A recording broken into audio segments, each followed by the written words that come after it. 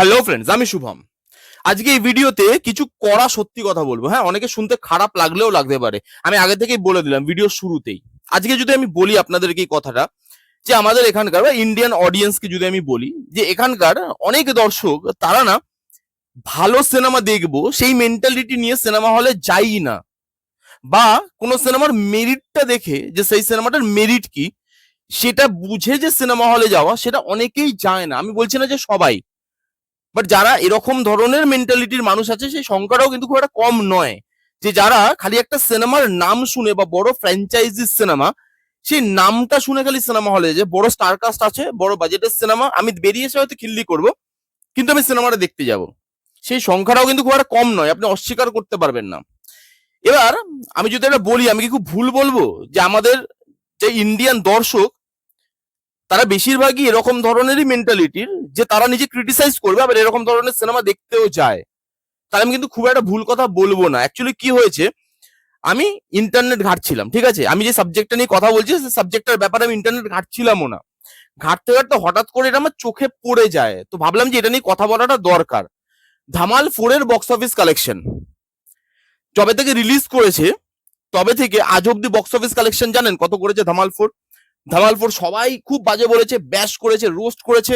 এমন কেউ নেই যে ধামাল 4 কে রোস্ট করেনি, বা কেউ মানে সিনেমাটাকে ভালো সিনেমা বলেছে, এমন আপনি একজনকেও দেখাতে পারবেন না। তবুও সিনেমাটার বক্স অফিস কালেকশন জানেন কত? বক্স অফিস কালেকশন 100 কোটি টাকার উপরে।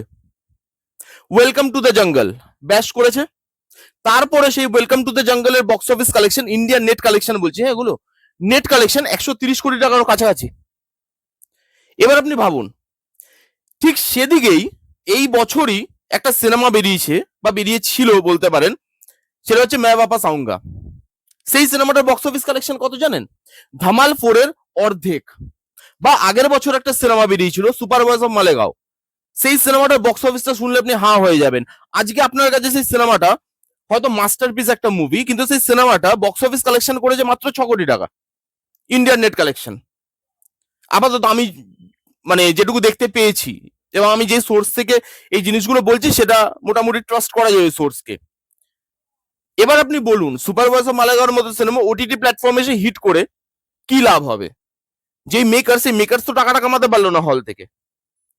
আজকে এই যে ধামাল 4 বা ওয়েলকাম টু দ্য জঙ্গল, এই সিনেমাগুলো কারা দেখতে যাচ্ছে? হ্যাঁ মানছি এই যে বক্স অফিসটা, এই বক্স অফিসটা একদম পিওর বক্স অফিস নয়, জল মেশানো আছে, কিন্তু কতটা? তারপরেও আমাদের চোখের সামনে 100 কোটি টাকার বারটা তো দুটো বাজে সিনেমাই ক্রস করে গেছে। তো এই সিনেমাগুলো কারা দেখতে যাচ্ছে? দর্শকই তো দেখতে যাচ্ছে, বেরোচ্ছে, খিল্লি করছে, ক্রিটিসাইজ করছে, কিন্তু দর্শক দেখতে যাচ্ছে। এই জিনিসগুলো আমরা কখন দেখতাম জানেন? বেশ কয়েক বছর আগে আপনি যদি দেখেন, যখন দেব সুপার মানে মেগাস্টার হয়নি, দেব দা সুপারস্টার, জিৎ দা সুপারস্টার, তখন আমরা এই জিনিসগুলো দেখতাম। ধরুন পাগলু বেরোচ্ছে কোনো বছরে, এবং পাগলু তস্য জালি সিনেমা, সেটা নিয়ে কোনো সন্দেহ নেই। কিন্তু আপনাকে সাথে সাথে এটাও মানতে হবে যে পাগলু যেই বছর বেরিয়েছিল সেই বছরের হাইয়েস্ট গ্রসিং বেঙ্গলি সিনেমা। এবং তখন বাংলা সিনেমাতে আজকের মতো জল মিশানো তো হয় না বক্স অফিসে। আজকে যেরকম বাংলার মেগাস্টার বা সুপারস্টার এরকম বুকটা চিতিয়ে বলে যে হ্যাঁ জল মেশানো আছে, সবাই যদি জল মেশাতে পারে আমরা কেন বক্স অফিসে জল মেশাবো না, আমরা কেন ধোয়া তুলসী পাতা হয়ে থাকবো? তারা আজকে জলটা মেশাচ্ছে, জল মিশিয়ে বলছে, ফেক বক্স অফিস কালেকশন দিচ্ছে, যেগুলো আমরা সবাই জানি, আমরা কথা বলেছি প্রত্যেকে এটা নিয়ে। আজকে হচ্ছে, বাট তখন তখন সেই জিনিসটা তো ছিল না বাংলাতে। তখন কারা দেখতে গেছে পাগলু? আজকে পাগলু ম্যাসিভ হিট। কারণ কারণ দর্শক দেখতে গেছে সিনেমাটা, at the end of the day দর্শকের জন্য বানানো, এবং দর্শক সিনেমাটাকে পছন্দ করেছে। তাহলে দর্শক হিসাবে আমাদের কি উচিত নয় যে একটা টেক নেওয়া, যে ইদার আমি একটা সিনেমা দেখতে যাব না এবং সেটার ক্রিটিসিজম আমি করব, সেটা হতে পারে, আর নয়তো আমি সেটা দেখতে যাব কিন্তু আমি সেটা ক্রিটিসিজম করব না। যে কোনো দুটোর মধ্যে একটা রাস্তা আপনাকে বেছে নিতে হবে। এবার আপনি বলবেন অ্যাজ দর্শক যে আমি কি করে বুঝবো যে একটা সিনেমা ভালো হবে কি খারাপ হবে? হলে গিয়ে না বুঝতে পারবো যে সিনেমাটা ভালো না খারাপ? এবার আপনি সত্যি বলুন তো, ধরুন কেউ প্রচুর সিনেমা দেখেও না, আমি আমাদের কথা ছেড়ে দিচ্ছি, আমি জেনারেল নর্মাল দর্শকের কথা বলছি, তারা একটা ধামাল 4 এর ট্রেলার বা একটা ওয়েলকাম টু দ্য জঙ্গলের ট্রেলার দেখে এটা কি বোঝা খুব মুশকিল যে এই সিনেমাটা একটা জালি সিনেমা হবে? এই সিনেমাটা মানে তস্যজালি সিনেমা হবে, রদ্দি একটা সিনেমা হবে। সেটা কি টিজার, ট্রেলার, প্রমোশনাল মেটেরিয়াল সেগুলো দেখে বোঝা কি খুব মুশকিল। এখানকার যারা একটা ডাইরেক্টর তারাই তো এই সিনেমাগুলোকে সিরিয়াসলি নেয় না, কিন্তু তবু এটা 100 কোটি টাকার উপরে ব্যবসা করছে এই সিনেমাগুলো।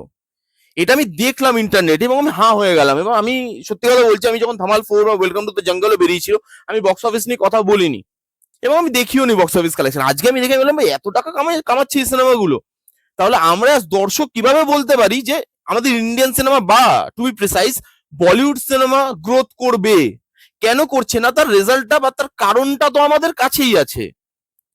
এবং আপনি বলবেন যে এরকম, এবার আমরা না অনেক সময় প্রশ্ন এটা করি আমরা রিভিউয়াররা, যে এরকম বাজে সিনেমা কেন বানায়, মেকার্সরা কেন বানায়। এবার আপনি আমাকে একটা প্রশ্নের উত্তর দিন, কেন বানাবেন না? একটা রদ্দি জালি সিনেমা যেখানে কোনো মেরিট লাগছে না, যেখানে খাটনি লাগছে না, কতগুলো স্টার কাস্টকে নিয়ে নাও, হু হা করে চিৎকার করছে, যা ইচ্ছা দেখিয়ে যাও, এবং সেটা 100 কোটি টাকার উপরে বক্স অফিস দিচ্ছে, এবং যেখানে ভালো ভালো সিনেমা, সেই সিনেমাগুলো এর এর কাছাকাছিও যেতে পারছে না, তাহলে একটা মেকার সে ভালো সিনেমা বানানোর দায় নিয়ে রেখেছে, তার তো পকেট থেকে টাকাটা যাচ্ছে, তাই না? আজকে ওয়েলকাম টু দ্য জঙ্গল এবং আমাদের ধামাল 4 বা যে যে ফ্র্যাঞ্চাইজি গুলো আছে, গোলমাল থেকে শুরু করে বাকি যে ফ্র্যাঞ্চাইজ গুলো আছে, ওই ফ্র্যাঞ্চাইজ গুলো আজকে দেখছে হলে তো এই সিনেমাগুলো হিট করছে, এবং এই বাজে সিনেমার বানানোর কারণও কিন্তু আমরা আজকে যদি ধামাল 4 বা ওয়েলকাম টু দ্য জঙ্গল দেখতে না যেতাম, তাহলে তারা কিন্তু কালকে এরকম ধরনের সিনেমা বা এর পার্ট বানাতো না, কিন্তু আর তারা থেমে যেত। আজকে কেন part 1, part 2, part 3, part 4, part 5 বেরোচ্ছে? কারণ তারা দেখতে পাচ্ছে যে আমরা আর্নিং জেনারেট করতে পারছি ওখান থেকে, আমরা যে টাকাটা লাগাচ্ছি, যে টাকাটা লগ্নি করছি, ওটা ফেরত আসছে। হলে হিট দিল, এবং হলে হিট দেওয়ার পর যখন তারা ওটিটির কাছে যাবে, ওটিটির থেকে একটা ভালো টাকা পাবে, বিকজ হলে এটা সাকসেসফুল হয়েছে।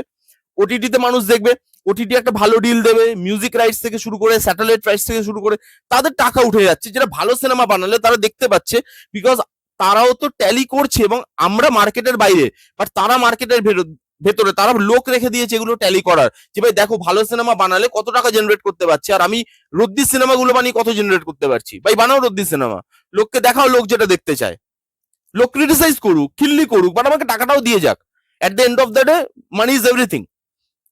এই পুরো ব্যবসাটা টাকার উপরেই চলছে, তো আমি টাকা পাচ্ছি বস, এবং তার কারণও আমরা এই যে ফ্র্যাঞ্চাইজি গুলো হিট করাচ্ছি আমরা দেখে দেখে, তবেই তারা নেক্সট ফ্র্যাঞ্চাইজিটা আসবে। ওয়েলকামের পরের পার্ট আসবে, ধামাল তো অলরেডি পার্ট 5 এর জন্য জায়গা রেখে দিয়েছে, তারা অ্যানাউন্সও করে দিয়েছে পার্ট 5, যে পার্ট 5 আসছে সিনেমার মধ্যেই, তো তারা তো আনবে। কেন আনবে না? আমি এর মধ্যে কোনো ভুল দেখিনি। অ্যাজ বিজনেসম্যান, কোনো প্রডিউসার যদি, ধরুন আমি প্রডিউসার হচ্ছি, তো আমি কোন সিনেমা বেশি করে বানাতে চাইবো? যেই সিনেমা আমাকে টাকা এনে দেবে সেই সিনেমাই তো বেশি করে বানাতে চাইবো আমি, তাই না?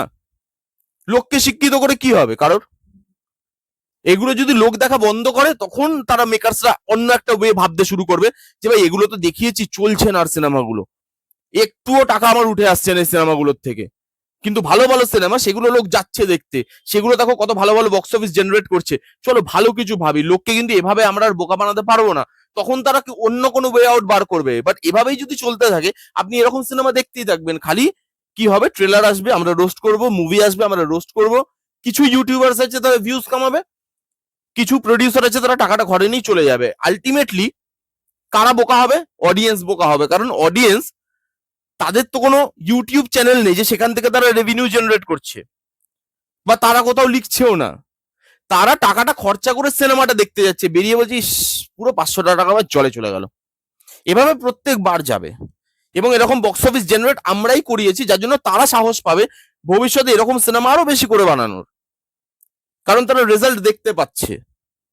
তো সেখানে দাঁড়িয়ে যদি আজকে আমি বলি যে আমাদের ইন্ডিয়ান সিনেমা সেটা কেন গ্রোথ করছে না, ধুরন্ধরের মতো সিনেমা আরো কেন বেশি করে তৈরি হচ্ছে না, তাহলে সেটার উত্তরও বোধহয় আমাদের কাছেই আছে, তাই না? সেটার উত্তরও আমাদের কাছেই আছে।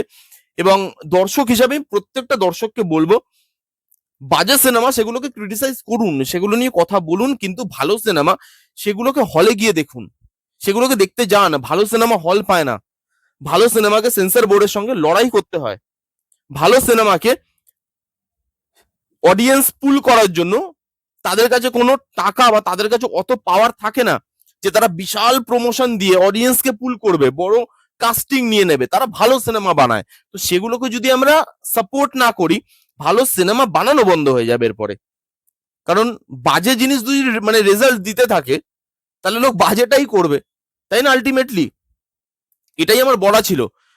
আর সময় নষ্ট করব না। এবং আজকে সময় নষ্ট করাটা আমি জানি খুব চাপের। রাত্রেবেলা আর্জেন্টিনার স্পেনের খেলা আছে, ওয়ার্ল্ড কাপ ফাইনাল, আপনারা সবাই জানেন এবং সবারই নিশ্চয়ই কোনো না কোনো প্ল্যান থাকবে। যেরকম আমার প্ল্যান আছে, একটা ভাইয়ের বাড়িতে যাবো, খেলা দেখতে যাবো। তো আজকে আর সময় নষ্ট করবো না আপনাদের। দেখুন, এবার এই টপিকটা ছেড়ে দিয়ে এবার যদি খেলাটা নিয়ে কথা বলি, আর্জেন্টিনার স্পেনের ফাইনাল। আমি এটুকু চাই, দেখুন দুটো টিমই ডিজার্ভিং টিম, ভালো টিম, সেই জন্য তারা ফাইনালে উঠেছে। আপনি যেই টিমকে সাপোর্ট করুন না কেন, আমি at the end of the day একটা ভালো ফাইনাল দেখতে চাই, ভালো ফুটবল খেলা দেখতে চাই। দেখুন, আমি অ্যাজ আর্জেন্টিনা ফ্যান আমি তো চাইবই যে আর্জেন্টিনা জিতুক, back to back world cup. সেটা কোন ফ্যানরা না চাইবে আর কি। তো আমি তো আর্জেন্টিনাকে সাপোর্ট করবো। আপনারা কাকে কাকে সাপোর্ট করছেন, কে কাকে সাপোর্ট করছেন, কে স্পেনকে সাপোর্ট করছেন, আর্জেন্টিনাকে সাপোর্ট করছেন, কমেন্ট করে অবশ্যই জানাবেন। কাদের কি প্ল্যান আছে অবশ্যই জানাবেন। মেসিকে আরো একটা ওয়ার্ল্ড কাপ আপনারা খেলতে দেখতে চান কিনা, দাপিয়ে বেড়াতে দেখতে চান কিনা, সেটাও কমেন্ট করে জানাতে ভুলবেন না।